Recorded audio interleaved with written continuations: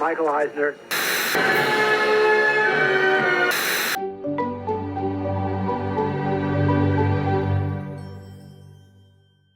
Oh boy.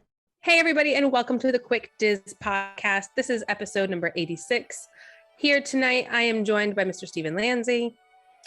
Hello. Mr. John Castano. Hi. It's also the Quick Diz Takes podcast, but nonetheless, go ahead. Why? What did I say?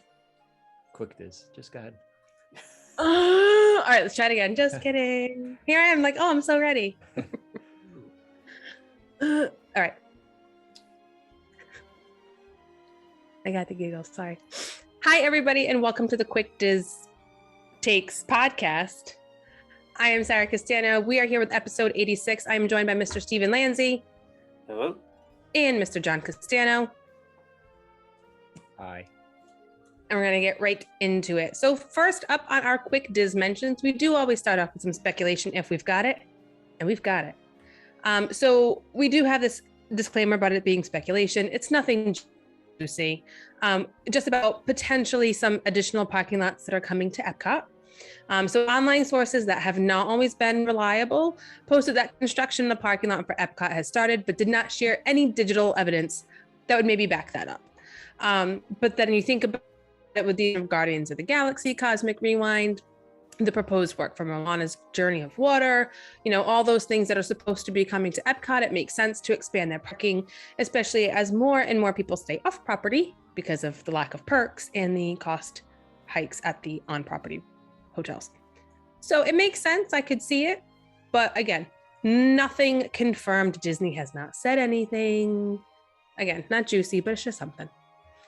On with our quick Diz mentions. Narcoossee's at the Grand Floridian will close for a refurb on June 18th. Details from the Disney website state the restaurant will reopen later this year with an enhanced table service experience. Reservations are available through June 17th. This actually came out a while ago and I just lost it in my phone, but it's still relevant because I didn't tell you about it, so win-win. Orlando International Airport announced they will be opening the new South Terminal C on September 19th. We did talk about that a couple, maybe month-ish ago, about how that will help alleviate a lot of the congestion in the airport for Disney travelers. So we shall see. September 19th is the official opening date according to MCO. On-site learning is back for the Disney Institute. Previously, learning opportunities for the program had shifted to virtual due to concerns about COVID. Caribbean Beach Resort is getting some work done, according to a recent general construction permit that has been filed. The work is slated specifically for rooms 2601 to 2664. And at this time, Disney has not made any announcements about the type of work, but again, it's that general construction, parts, labor, possible electric work, the same kind of generic work permit we get for a lot of things. Epcot. Or they're bringing a movie into it and refurbishing rooms. They're not telling you. Surprise. Poop pits. We'll get to that later on. Don't worry. Epcot closed the original Starbucks location and everyone lost their minds. They closed that location permanently this week and then opened their new Connections Cafe Starbucks later in the same week. Photos of the new eatery do look a little reminiscent if you've ever been to IKEA, of that dining area in IKEA. It just looks like it fits in quite well. However, Starbucks is open, but the official opening date for the cafe and eatery portion is the 27th of this month. So coming up quickly, you'll be able to eat as well as enjoy your Starbies. Disneyland Paris installed and opened their new solar parking structure. It looks really cool, providing shade to your vehicle and collecting solar energy. So now if only Walt Disney World and Disneyland Resort, maybe if they had enough sun, maybe they could do the same thing. I mean, maybe. In Florida? California? Yeah. Just feels like the surface of the sun when you're there in August, but anyway, digress. We did have a couple of celeb sightings in the parks. John Legend and Chrissy Teigen celebrated their daughter Luna's birthday, as well as the Jenner clan celebrated, I believe it was True's birthday, much to the chagrin and great annoyance of other park goers. Apparently, instead of just being mobbed with security like most, normal celebrities do, Allegedly, they shut down entire portions of the park at a time so they could experience the rides and attractions without normal people. Take that as you will. I'm not a fan, but I see why they would for their own security purposes. Just throwing it out there. As of the 14th, promotional materials for the Magic Band Plus we discussed a couple months ago. It took place in Animal Kingdom and Magic Kingdom, according to pass holders and other guests within the parks.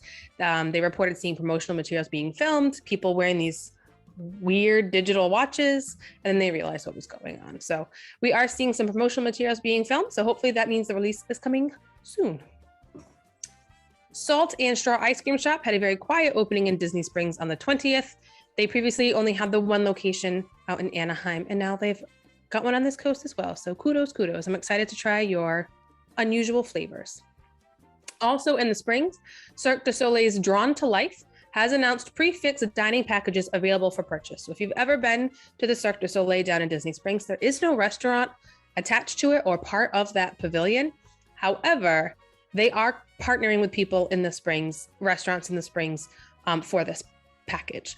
So it's called the Animated Evening, and it includes a prix-fixe cost of $45 per person, tax and gratuity are not included, at one of 10 locations. So you could go to CityWorks Eatery and Poorhouse, Enzo's Hideaway, the House of Blues, Haleo. I don't know if it's Haleo or Jaleo, but I believe it's Haleo. Maria and Enzo's, Paradiso 37, Planet Hollywood, Raglan Road, Splitsville, and Terralina. There is also another option for a prix-fixe of $65 per person. Again, tax and gratuity are not included here, at one of 3 locations being the Edison, Paddlefish, or Wolfgang's Bar and Grill.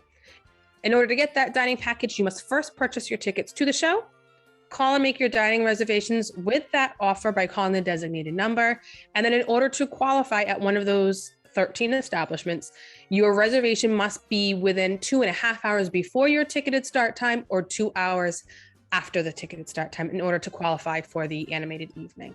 So a couple things they want to make sure you are going to the show in order to get that deal. We do have an update on Tron. They have begun their test runs this week, as well as the installation of the final piece to their canopy. It looks to be a white inflatable portion that covers the outside section of the attraction. So still waiting for Tron for what feels like forever. Legendary Walt Disney World pianist Carol Stein has joined the Soul of Jazz in the American Adventure Pavilion at Epcot as part of their exhibit on jazz music. And last up for our quick Dis mentions, you know we love us some Jeff Valle. He has posted a rain-soaked selfie to his Instagram account on Monday with the caption, "When your wife wants a Mickey crisped rice cereal treat, and you mistakenly think you can beat the rain and get to the amazing candy cauldron." He went on in the post to once again thank all cast members who work in all conditions to keep guests and cast members safe and to keep things operating. I truly appreciate your amazing work. And he closed out the post with #DisneyCastLife. So once again, we see our dude Jeff praising cast members, being there visible in the parks, and apparently getting his wife a crisped rice cereal treat. Questions, comments, concerns, thoughts, gentlemen? Excellent. That all sounds good. Excellent. A couple of updates. Hong Kong Disneyland has reopened once again yesterday. Lots of fanfare for another reopening again. Walt Disney World has removed all cast member blockout dates from now through Memorial Day weekend. How very kind of them. They can finally go to Hollywood Studios. Keeping your cast members out of the parks. That's smooth. Guardians of the Galaxy Cosmic Rewind is open to annual Passover previews this past week, and all the reviews so far that I've seen online have been absolutely glowing. A few people have posted questions wondering about rides for taller or for plus-size guests.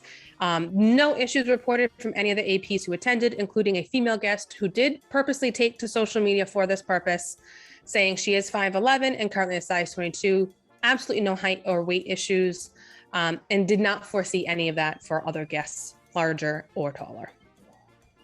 So I don't know if it's like the other rides where there's like this seat at the front where you can kind of like check yourself before you wreck yourself, but it's there.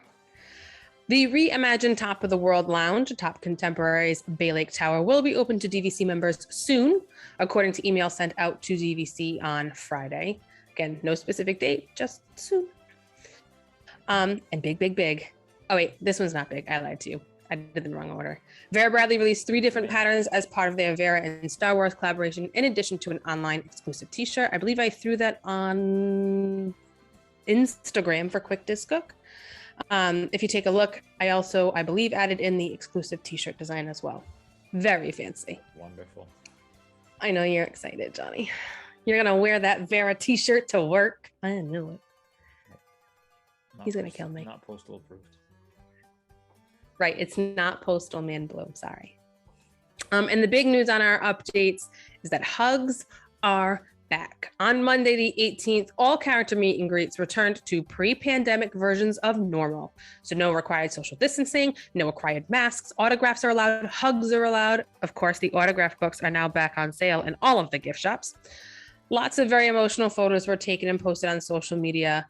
And with this return to normal, Disney has pulled out some characters that are very rare to see, including a penguin from Mary Poppins, the Gypsy Moth debuts in Animal Kingdom as part of Earth Week, for those of you who watched A Bug's Life or go to the Bug's Life ride. Show. Lamps of Wonder meet and greet in Epcot has returned, so you can once again hang out with Jasmine if that's your thing. Meeting Sully at Walt Disney Presents in Hollywood Studios has reopened. Lots of characters out and about. We still have Pooh kind of bouncing around in that garden outside of Journey, but it's a beautiful thing. Additionally, we saw Thumper and Kanai and Coda from Brother Bear, along with Bonsai, Shenzi, and Ed from Lion King out in the Animal Kingdom, as well as the Coca-Cola Bear in the Springs. I did see that cast members were allowed to hug the characters before they let guests into the parks, and it was very emotional for cast members. For the guests, it was a beautiful thing, you guys. I didn't cry. Shocking, I know. But it was very emotional. I was very happy to see that back. And our big headline, amidst all the excitement of characters and their interactions returning to normal, the announcement that Disneyland made about refurbs sort of very quietly fell to the side. And this is where I felt we could kind of discuss, because I feel there is a lot to discuss here. So 2 things for Disneyland Resort out in Anaheim. The first was that they are announcing that Tarzan's Treehouse, which was formerly Swiss Family Robinson Treehouse, it has been closed since September of 2021. I guess they had a plank from one of the walkways fall through. Definitely not safe. But it will not be reopening as Tarzan's Treehouse. It's now considered to be an officially closed ride. Instead, it will be getting a reimagining, according to Disneyland officials. So the first overlay, if you ask me, that would come to mind for a treehouse type attraction that would be current and inviting to guests would be Antonio's Treehouse from Encanto, which would make sense because Disneyland currently has the Encanto characters from Meet and Greet. We've seen Isabella, we've seen Mirabelle. They've got tons of the magic shots in Florida, but you can see the actual characters out in California. So I don't know what else they could put there that would fit the Treehouse theme, except for that. That's very current and would draw people in. And they could probably do that quickly, considering it's already been closed and people aren't going there. And the second part of Disneyland's refurb plans is the Grand Californian is also set for an overhaul. This 5-star resort is getting a retheme to the Pixar's Toy Story franchise. While still in its early stages, cast members were notified of the decision on Tuesday. I imagine this follows suit to the Toy Story themed hotel overseas that we discussed a couple times, although I really, really struggle with these like higher end resorts and reskinning them with IPs. So Polly was amazing. And it made sense that if you were going to put an IP in there, that it would be Moana. That makes sense to me. But I feel like part of the appeal of these deluxe resorts is it's Disney without having Disney shoved in your face, right? So you've got these little hints and nods. They kept Maui the same, like traditional Maui in the lobby. It's not the rock Maui, it's the historical one. And if you wanted those character rooms and that kind of a theming, you would stay at the value resorts like All Stars or Art of Animation. And I can understand wanting like the characters for your kids and the luxury for mom and dad, but I'm not a fan. They did it with Contemporary, with The Incredibles, Moana, and the Polly, and I don't know. I really struggle with this because I feel like that's part of the appeal of those is that it's not in your face. I don't know. Discuss. I'm at a loss. No, I think less is more when it comes to those kind of resorts. I think they had a good mixture. Resorts that were in your face Disney and resorts that were not. That looked different. You know, or if you felt like you were at Disney, it's more like a Mary Poppins Disney, while not in the painting. You know, it was little touches here or there, but nothing, right in your face. So I agree with you. I think it's better just to kind of keep them as they were. You can pepper certain things in there without. You can have certain themes without going completely overboard. Like you could have the Moana or the Maui mudslide alcoholic beverage for $22 or something like that. You can mix things in like that, but without going completely overboard. Or like subtle nods. So like instead of Right. putting a big fat head of Moana and Maui on your shower curtain or on the wall of your bungalow, you would have like the swirls from the Heart of Te-Fiti like as part of your framed art, or like carved into your bedposts or something. The free soap could be in the shape of the heart. Yeah, like things like that. But small little nods, not like a complete in-your-face overtaking the trip. And I feel like those resorts and that kind of like gentle nod here and there, I feel like that's kind of what set Disney apart from, that other Orlando area theme park that also has hotels. Because a lot of those hotels initially, like the Nickelodeon rooms, they were very much in your face, SpongeBob, or, can't say that on television, or Double Dare, was that one too? But like they're really cool. I always wanted to stay there. Yeah. But that's kind of what set Disney apart, is like, this is for families, but look at this very adult thing. And now that other park also has very adult hotels that don't have Dr. Seuss and Fast and Furious in your face. None of them are. Most of them are just hotels. They're not themed. They're not really. Well, they have a theme, but it's not an IP theme. Yeah, it's not in your face. And even their value resorts aren't an IP. They're just a value. And they're not even value anymore. No, I'm talking about Universal. Oh, those. The other place. But yes. No, that's fine. Well, no, I think part of the problem is, when you go in the parks, it's not just enough to have a ride, right? It's this complete submersion. Hence Star Wars Land. Hence, if you go to Universal, you have Harry Potter, you have The Simpsons, where is like you're in the movie, you're in the show, you're on set, like that's the feeling. Which, if we're talking about rides, cool, I get it. You have Star Wars Land, the Millennium Falcon, you have the Jedi Academy, all that stuff. I feel like what they're doing is copy and pasting what they're doing with the rides in the park and bring them to the hotels. And I think they're overplaying their hand in the submersion experience that people want. I think people are okay in the parks, like Toy Story Land, like you're submerged in but when you go back to the hotel, right? Sometimes, less is more, and you kind of want to break. Even within the lands, I feel like, yes, you want that immersion and you want to feel like you're really there. And that makes sense in parks like Universal, which was a sound studio, an actual filming studio. And it makes sense in Hollywood studios, the real park of MGM Studios, because it was an actual sound stage and things were actually, those parks make sense to have those themed lands in it. Magic Kingdom to me makes sense that it has the hub and spoke with your Tomorrowland, your Fantasyland, and to place, if you're going to do IP stuff, to place it within the appropriate land. But you're not creating a whole bunch of lands based on popular IPs in every single park and then bringing that into your hotel. I think it's like they've run out of ideas and they took something that was successful and it's, like you said, copy and paste. But at what point, there's tons of creative stuff out there and those Imagineers are not dullards by any means, but like, why aren't we doing something new and risky and innovative like Disney is known for doing? Yeah, like how about, I don't know, places that have a roof that you can hang out when it rains? We like places with roofs because that means it's usually also air conditioning. Well, like, I mean, I remember, in the middle of a rainstorm, we're at the tiki room. rock and roller coaster. They kicked everybody out of the tunnel, into the monsoon. Yep.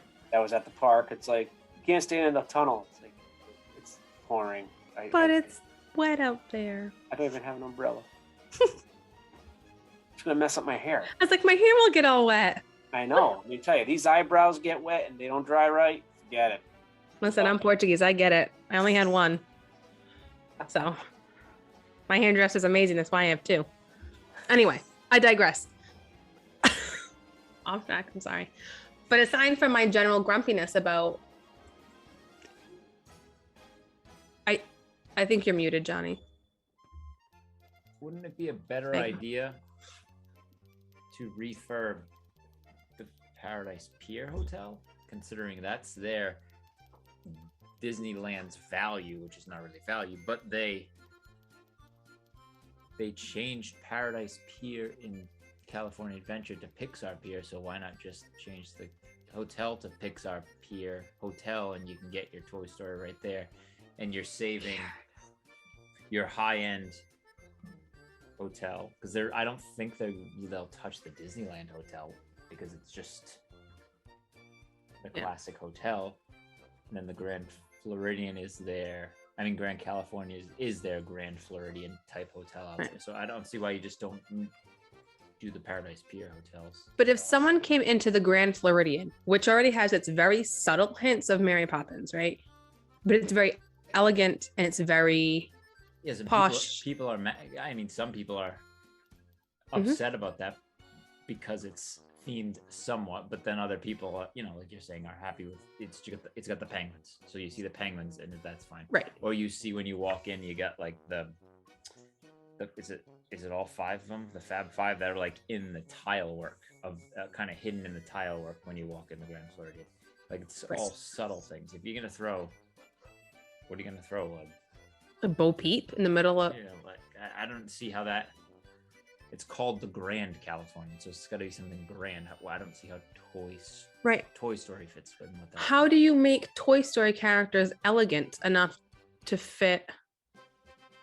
Like, are you putting Jessie in an evening gown? Like, what's happening? Why don't they just redo the value resorts?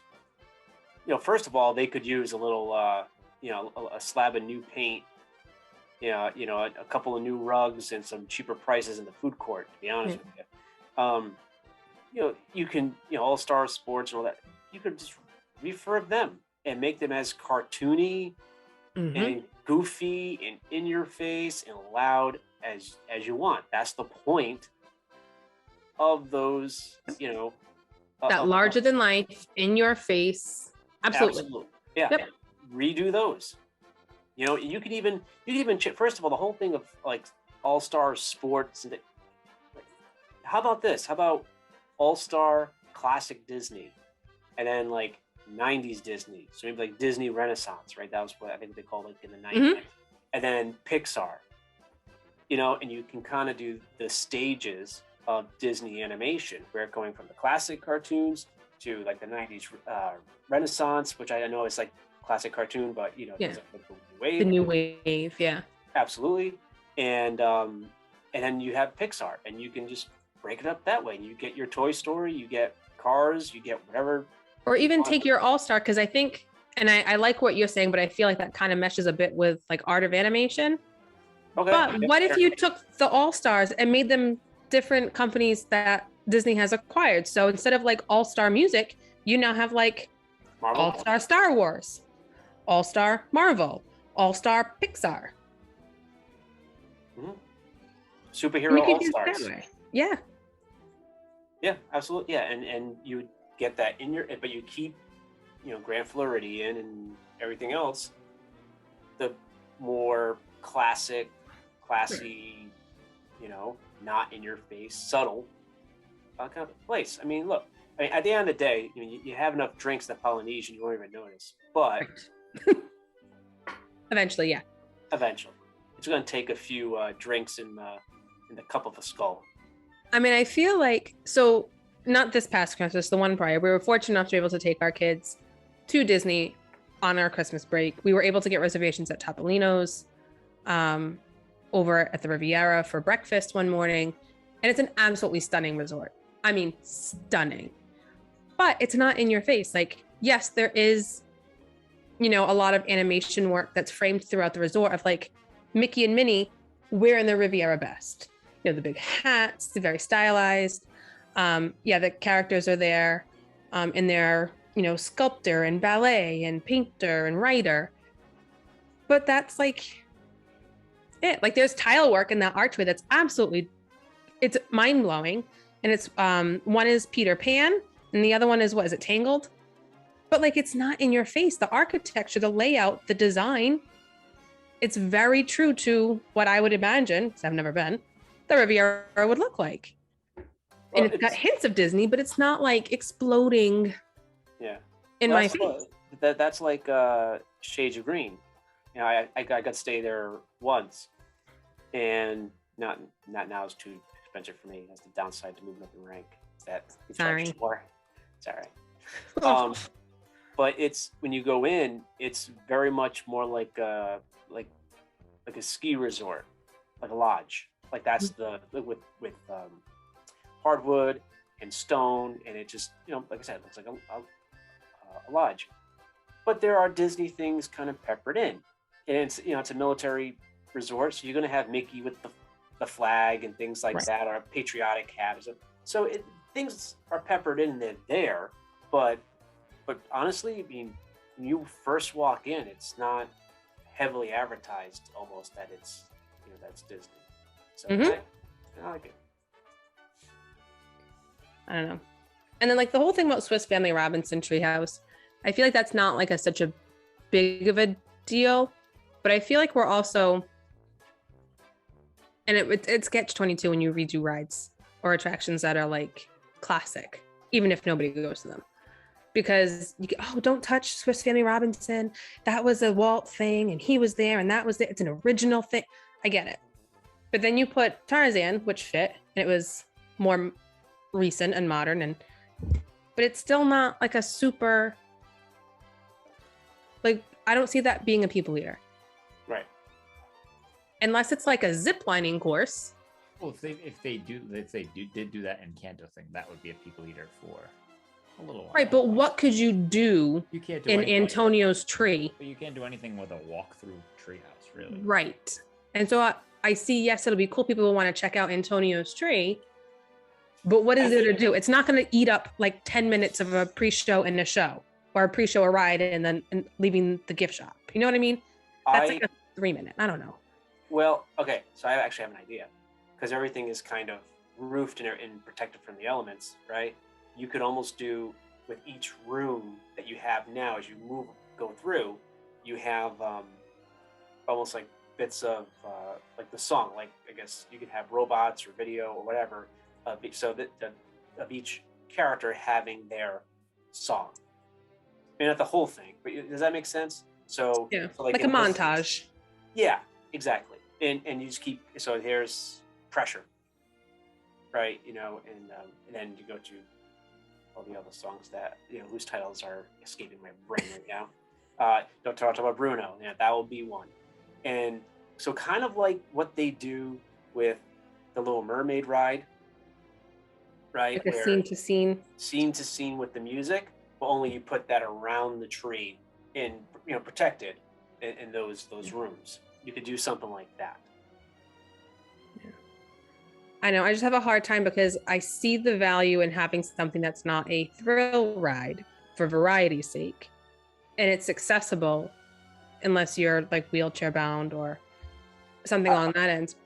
How about this? The whole tree is We Don't Talk About Bruno. Oh my God. And as you go through, because everyone has like a line in that song, like for the whole, every character basically.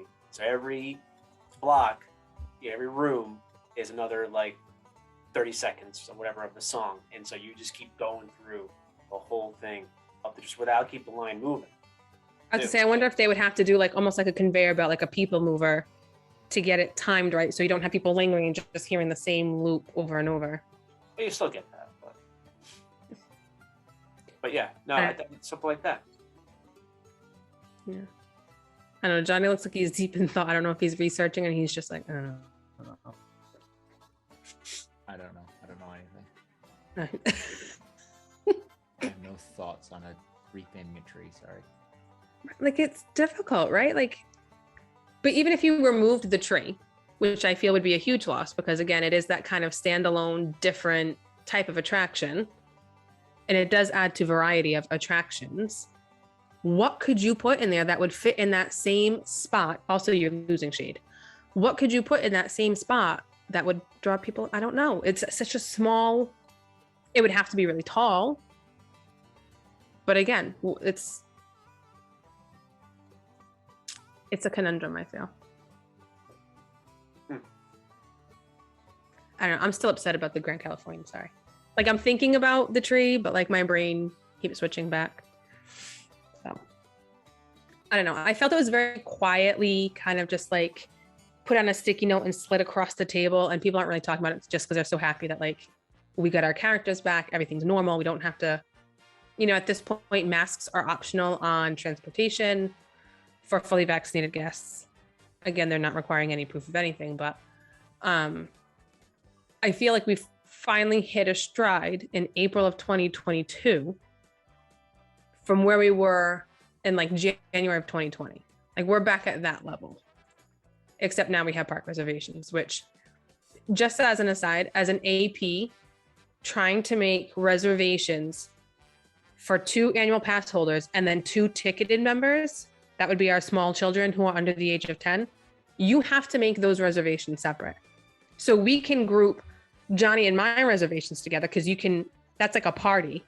And then I can group my children together. So heaven forbid that I get a reservation for them. And then by the time I click to make our reservation for that park, it sells out. Like, it's, I don't understand, Disney people, if you're listening, because I know you are. I don't understand why we can't have mixed ticket types in the same party when we make those reservations. If we have a hotel stay, we should be able to do it. I understand locals are different because they can just go whenever they don't require the hotel stay. They might exceed their maximum visits, but very frustrating. I don't know why we can't get pizza for under $10 a slice. I don't know why the birds steal our pizzas either. Fresh ibises. Too close proximity. Your fault. Also, I may or may not have been indulging in adult beverages, so also my fault. But any case, don't judge me, Lindsay. I don't judge. All right. Let's see that he who is without sin cast the first stone. Yeah. There'll be no rocks around here. Anyway, we're going to go because it's back to school for the small humans out here in New England, which means Lindsay and I are back to work after a delightful spring break. We actually had pretty decent weather this break, so I'll be happy about that because usually we get rain up here. Yes. So it'll be back to work for us. So we're going to cut a little short tonight. Sorry about the little bit of grumps. It happens. It just bothers me. But in any case, enjoy your evening, your week. We will see you back here next week. Hopefully we'll have Tim with us. It's been quite a bit of time since we've had all 4 of us here. So hopefully we'll be able to make it. And we will see you all same bat time, same bat channel. We'll see you later. Bye. Toodles.